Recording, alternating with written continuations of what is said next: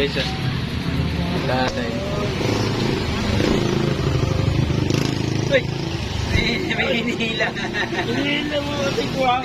Hindi sa'yo yan. Ano yan? Wala na yan sa aso ko. Uwawa naman. Uwawa naman. Wala ka, inubusin nyo. Ay, wala na. Bumigay na yung apo niya. Bigay ko na to. Ay, 30 na nga.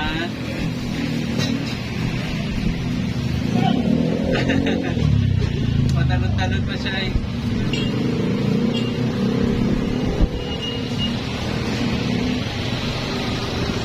Gutom ma.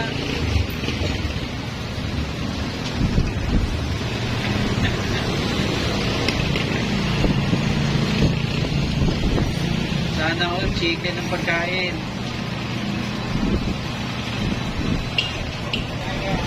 Hindi sila tutulad ng ibang aso no, na nananakmal. Dahan-dahan din sila